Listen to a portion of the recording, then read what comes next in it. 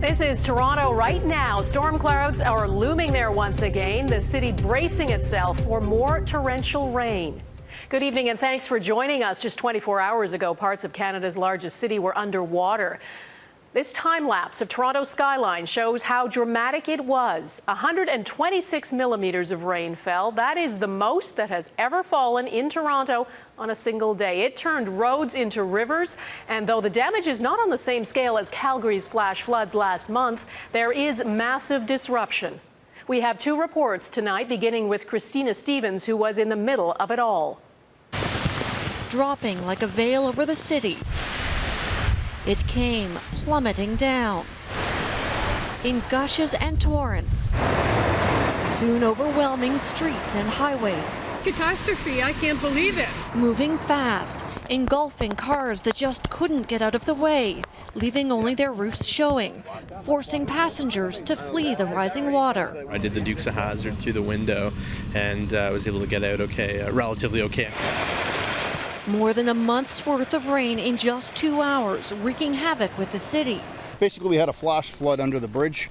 We had 8 vehicles caught unaware that were quickly overwhelmed. And we couldn't get out from the inside, so people just walking by on the walk there came and pulled the door open from the outside, and all four of us got out, and the water was about up to my neck. Mass transit ground to a halt. A GO commuter train stranded on flooded tracks. A few people tried to get out on their own. This guy didn't make it very far and had to wait, gripping a tree, for a life jacket and rescue. Are you okay? I'm okay, thanks. Even a police officer who had waded out into the road ended up needing a ride to safety. And then began the painstaking, few-by-few removal by boat of more than 1,400 passengers from the train itself. Safety is the key thing here. I'm just glad that one of the officers there, he actually picked me up from right off of the boat over there, and then he carried me over because my legs started getting a little numb because we were all in water for a couple hours now. Snakes inside the train, and cold, murky, muddy water made for an uncomfortable wait. It felt like we were in like a sinking boat. It took about 7 hours to get everyone to solid ground. It was very scary. Most of the subway system was shut down as well. As many as 500,000 people in Toronto and neighboring Mississauga left without power for hours. Canada's largest airport experiencing countless delays and cancellations, rerouting flights. In the end, it seems almost miraculous that despite all the damage, all the fear, all the rushing water, no one was killed or even seriously injured. All of the losses, like these cars left afloat, material. Christina Stevens, Global News, Toronto. I'm Jennifer Tryon. By morning, those floating cars were back on the ground, but unfixable.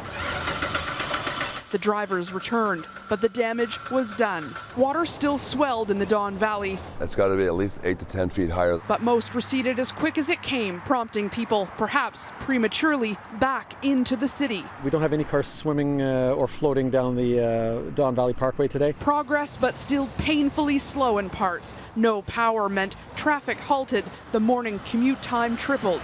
It was a slow, wet slog to work. Subway stations were getting pumped out for most of the morning. TTC and GO Transit shuttles were flooded too, but with people. We just took one look at the lineup and said, forget that. Never seen so many people here. How long have you been waiting? Hard to say. I left Oakville at 7:30. I asked the question at 10:30. Looks like it's going to be office at 11 today. If you were on your way to work, it means you weren't one of the 1,000 people pumping out their basement. Look, our house is still standing. Who cares?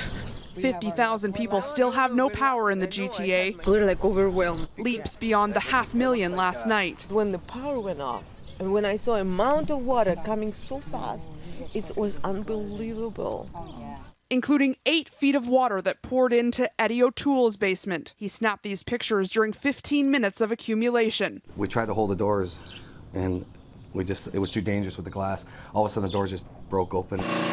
He pumped the water out straight through the night. This is the grass line from out back. This is where you can see all the way across how far the water actually just sat in the basement. Now, all of his basement belongings ruined. Yeah, that hits home me. It's hard. Yeah. The city is short 200,000 megawatts of power, slowing the recovery. It's about a foot of water left. So the mayor pleaded with every Torontonian to help conserve.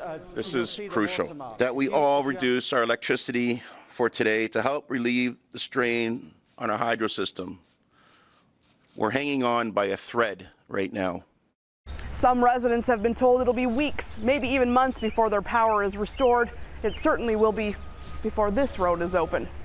Donna. All right, Jen Tryon in Toronto, thanks. Well, climate scientists have been warning about more extreme weather events, and this certainly was extreme. Global Toronto's meteorologist Anthony Farnell joins me now. Anthony, what kind of weather system caused all this? Well, we've been in under tropical air for the last several days, Donna, and that's one of the reasons why these thunderstorms had so much rainfall in such a short period of time. But there's more at play. We had a lake breeze in effect here, and that basically means cooler air coming off of Lake Ontario, interacting with some very hot, steamy air that's coming in from the west. Where that convergence zone is, right over the city of Toronto, back towards Mississauga and Brampton, and this entire area saw thunderstorm after thunderstorm training over the same area. Some of the hardest hit areas up to 130 millimeters of rain, 90 millimeters falling in the span of 2 hours. So it was a very bad situation. That rain only tapered off by about midnight last night, Donna. And it's not over. There's more rain on the way, right? Oh, there's quite a bit more rain on the way. And Environment Canada has issued a special weather statement for thunderstorms, which could be severe tonight and tomorrow. You can see it right here on radar, another round of rain, and the ground is super saturated, so any moisture is a bad situation. Thankfully, conditions will improve by Thursday. Donna? All right, Anthony Farnell, thanks.